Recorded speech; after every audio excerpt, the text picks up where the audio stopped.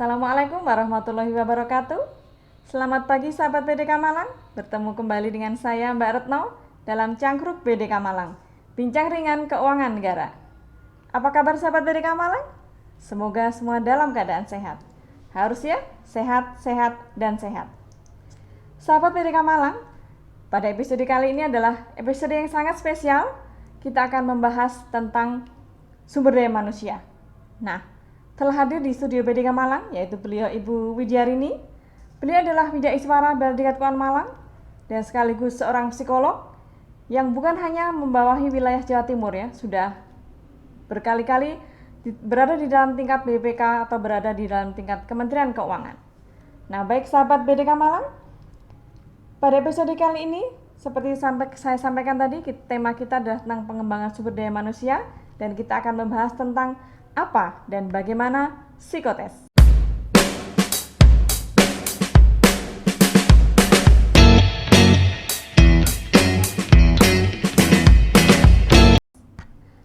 Telah hadir di podcast BDK Malang yaitu Ibu Widyarini. Selamat pagi Bu Widyarini. Selamat pagi Mbak Retno, apa kabar? Alhamdulillah sehat. Semoga Bu Widyarini juga dalam keadaan sehat. Amin, alhamdulillah. Silakan disapa sahabat BDK Malang Bu Wid. Ya. Halo, assalamualaikum sahabat BDK Malang semuanya. Salam sehat dan bahagia dari Balai Diklat Keuangan Malang. Terima kasih Bu Widyarini sudah bersedia bergabung di podcast Balai Diklat Keuangan Malang. Nah, sahabat BDK Malang, Bu Widyarini ini sudah mengajar terkait dengan pengembangan sumber daya manusia sejak beliau menjadi Widaiswara. Jadi sudah puluhan tahun berpengalaman di bidang sumber daya manusia. Nah, tema kita hari ini Bu Wid adalah tentang psikotes. Nah, sebagai seorang psikolog, sahabat BDK Malang, tentu saja beliau sangat paham ya. Mari kita ikuti bersama penjelasan tentang psikotes itu apa dan bagaimana. Nah, Ibu Widyarini mungkin yang pertama mohon bisa dijelaskan. Nah, sebetulnya apa sih psikotes itu gitu, artinya dan ya seperti apalah gitu secara ini biar kita tuh paham gitu. Ya, oke. Terima kasih Mbak Retno dan sahabat BDK Malang semua. Kalau kita lihat dari asal katanya ya, psiko dan tes gitu. Jadi itu adalah serangkaian tes atau serangkaian cara yang digunakan untuk mengungkap, mengukur, menginterpretasikan kondisi ataupun potensi psikologis seseorang gitu. Gampangnya seperti itulah ya. Jadi tes yang digunakan untuk mengungkap potensi dan situasi atau kondisi kejiwaan seseorang. Bukan gitu. Ujian Bu ya, bukan memang, ujian. Bukan ujian, memang tes ya. Iya, disebut dengan tes itu ya karena memang kita dihadapkan pada beberapa persoalan gitu yang harus kita selesaikan gitu. Maka disebutnya dengan tes ya, gitu bukan ya. ujian ya. Iya. Itu kadang-kadang kita sebagai orang awam itu berpikir ujian gitu. Maka kita menyebutnya dengan alat ukur sebenarnya ya.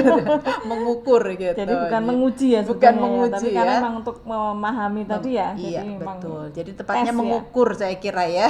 Betul. Ya, terima Terus, kasih. nah kalau itu untuk mengukur Ibu dalam kaitannya dunia pekerjaan ya, itu yang diukur lalu apa saja Bu dalam psikotes itu Ibu? Ya, oke. Jadi kita ke tujuan dulu Bu Retno aja. Jadi biar ya, nanti baik. kita bisa baru ke Iya, apa betul. namanya Tujuannya dulu ya, tujuannya aspeknya dulu. apa saja gitu.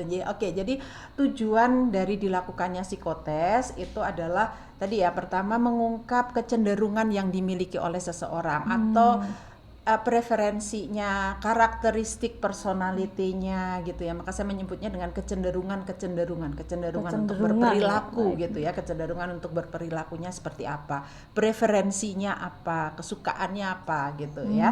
Kemudian juga mengungkap kondisi psikologisnya, mungkin ada trauma-trauma di masa lalu, itu bisa misalkan diketahui, Bu, ya, bisa dan diketahui dari situ. Kemudian juga mengungkap potensi-potensi yang dimiliki. Nah, jadi ini punya apa gitu punya ya. apa nih, yang kuat di mana dia gitu, sehingga nanti untuk kebutuhan pengembangan dirinya gitu. Jadi yang kuat yang apa, dia punya weakness-nya juga apa gitu. Nah, ini nanti kan bisa kita gunakan untuk meningkatkan apa, untuk pengembangan potensi diri kita gitu ya. Kalau dalam konteks pekerjaan ini adalah yang paling penting saya kira tujuan ya. paling penting itu Ibu ya. Betul. Nah, kemudian untuk misalkan dalam konteks pendidikan ya, itu bisa juga mengetahui mungkin bakatnya apa, sehingga dia akan bagus kalau dia dalam bidang tertentu. Nah, misalkan seperti itu. Kemudian juga terkait tadi dengan pekerjaan, dengan pengembangan karir gitu ya. Itu yang terkait dengan tadi mengungkap potensi yang dia miliki. Kemudian untuk kepentingan diagnostik klinis ya, itu misalkan dia memiliki gangguan atau kelainan apa seperti tadi, biasanya itu muncul karena adanya trauma-trauma di masa lalu misalkan. Itu dari tes-tes tadi. Betul. Nah, makanya kan kita tahu nih, misalkan nih untuk kepentingan di kepolisian misalkan ya, ada orang melakukan kejahatan dan sebagainya, perlu diketahui kondisi psikologisnya seperti apa. Apakah dia mengalami kelainan atau memang dia normal gitu. Karena jadi mengapa melakukan kejahatan itu ya. Gitu. Kalau memang dia mengalami gangguan jiwa, maka nanti perlakuannya kan tentu akan berbeda gitu. Jadi tujuannya sebenarnya banyak Bu yang bisa diambil banyak dari sekali. psikotes atau tes psiko ya. Kalau kita mau membahas Indonesia kan malah tes psiko ya. Karena dari bahasa pengukuran asing, psikologis kayaknya yang paling tepat mungkin. Pengukuran psikologi ya.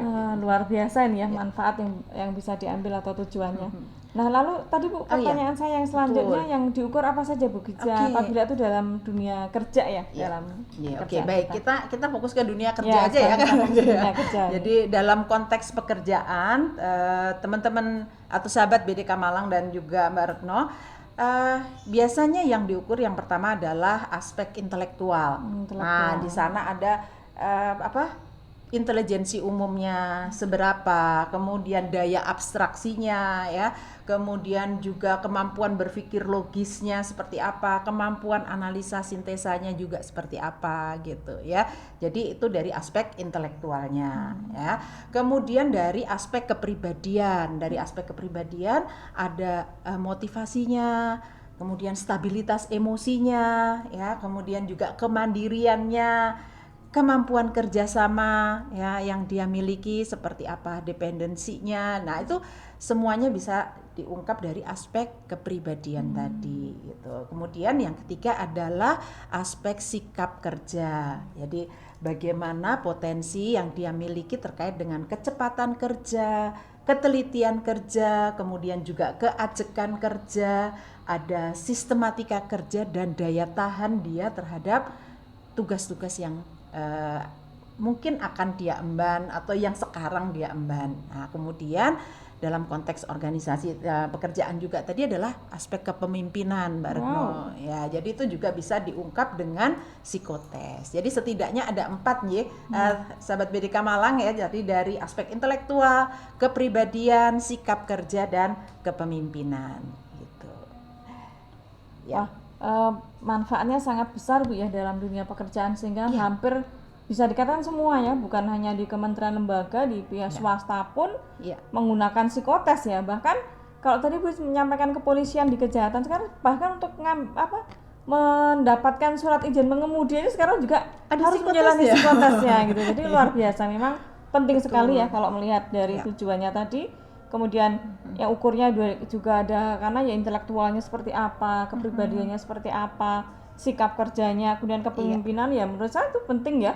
Karena pengembangan karir dan sebagainya itu terus sangat bisa dilihat dari itu ya, minimal bisa dilihat dari itu. Kalau dalam konteks pekerjaan itu utamanya kita bisa gini Mbak Retno ya, kita akan menemukan the right man on the right place nanti ya, gitu. Berarti manfaatnya ya. Jadi jangan sampai orang menempatkan orang tidak benar gitu ya, tidak tepat di tempat yang salah gitu ya, sehingga bisa menyebabkan tidak optimal performanya. Gitu ya. Iya, betul, tidak optimal nanti performanya. Nah, kalau lihat tadi disampaikan Bu kan banyak ya tesnya tadi ya.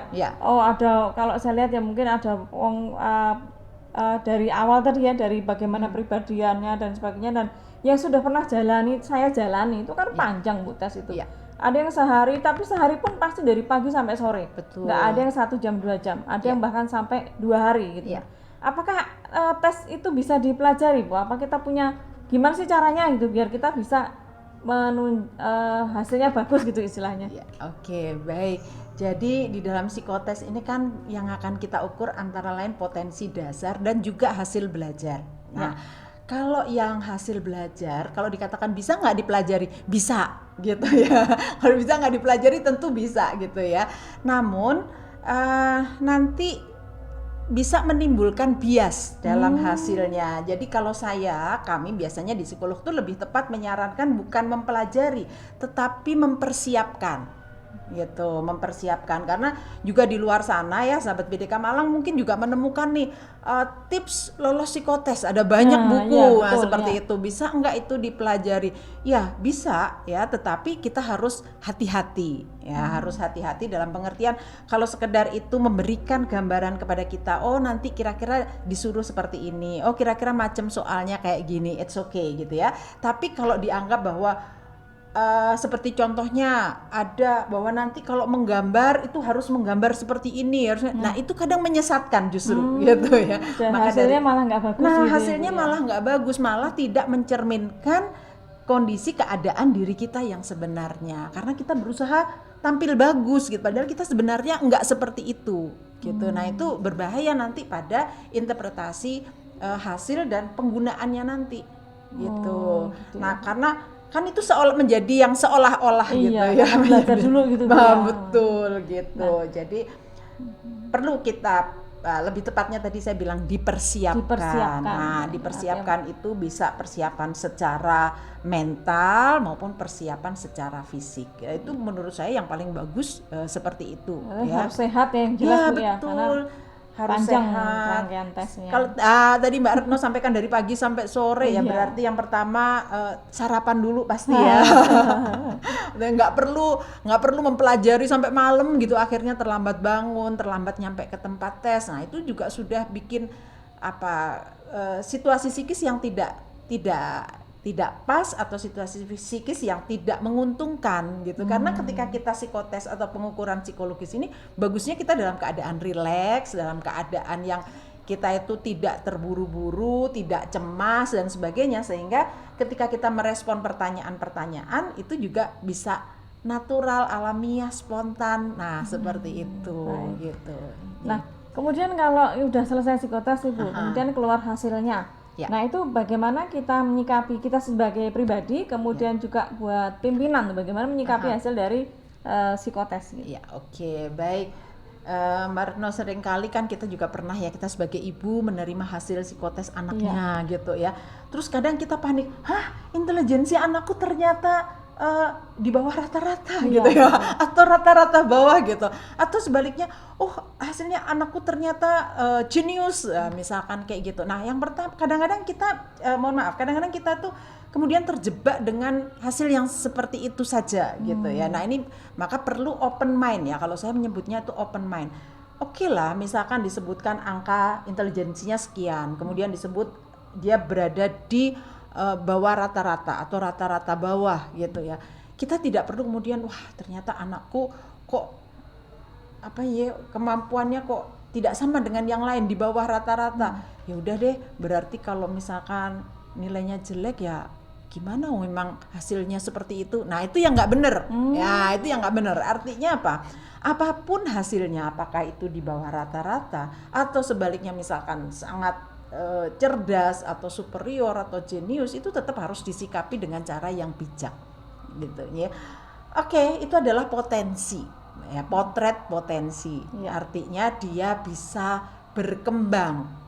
Ya, dia bisa berkembang, bisa berubah tergantung dari stimulasi kita berikutnya seperti apa. Nah, jenius nih potensinya besar, tapi kalau tidak dilatih ya, tidak distimulasi dan sebagainya, dibiarkan dia nggak belajar dan sebagainya, ya jangan harap nanti hasilnya akan bagus gitu ya.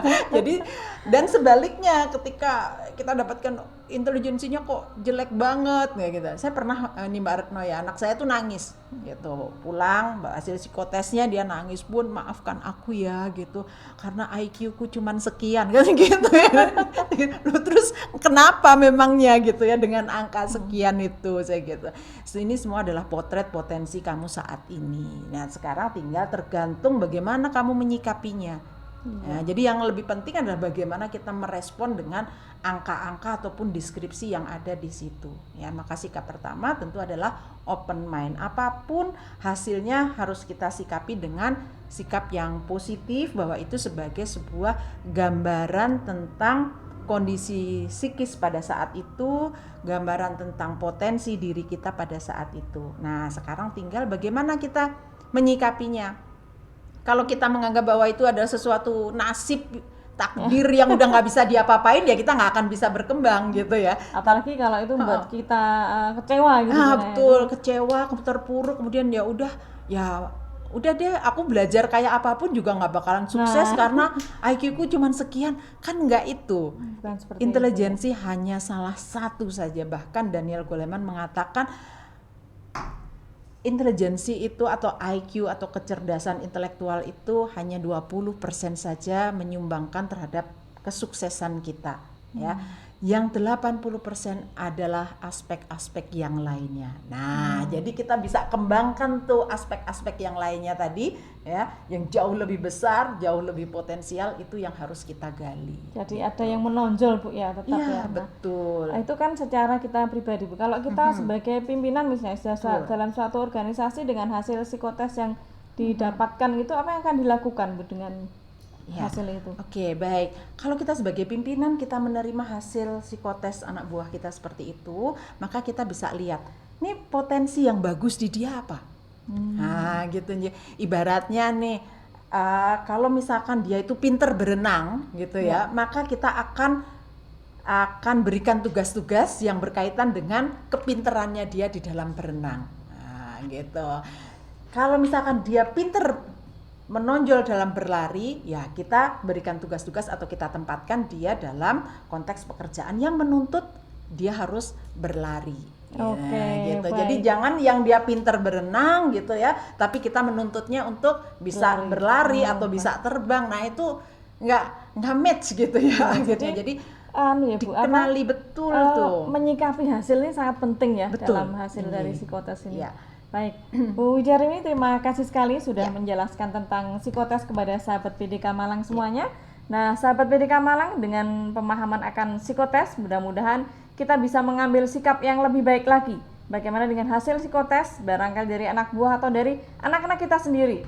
Bagaimana menyikapi itu yang paling penting tadi ya, harus open mind. Nah, itu yang disampaikan oleh Bu Widiarini. Baik, sebelum kita tutup, bagaimana Bu Widiarini, ada yang akan disampaikan kepada sahabat PDK Malang? Ya, oke, terima kasih Mbak Retno buat menutup acara podcast kita pada pagi ini. Jadi yang penting adalah ketika kita menjalani sebuah pengukuran psikologi atau psikotes, maka usahakan persiapkan dengan sebaik-baiknya. Ingat, dipersiapkan ya, bukan dipelajari.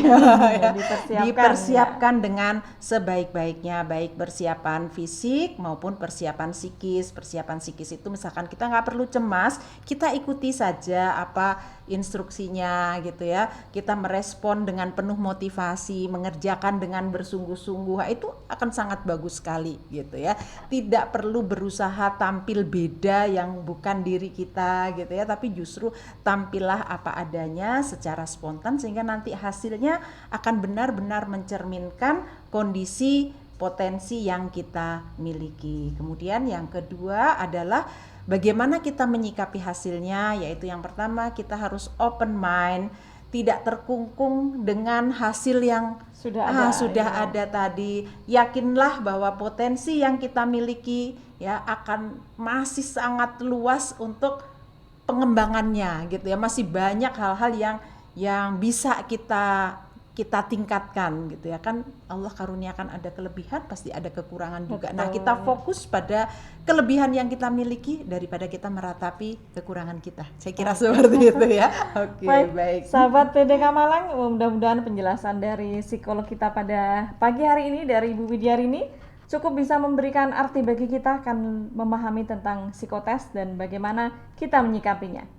Nah, sampai ketemu lagi di dalam Cangkruk PDK Malang selanjutnya dengan episode Sumber Daya Manusia. Selamat pagi sahabat PDK Malang, sampai bertemu kembali. Terima kasih atas perhatiannya. Tetap sehat. Assalamualaikum warahmatullahi wabarakatuh. Waalaikumsalam warahmatullahi wabarakatuh.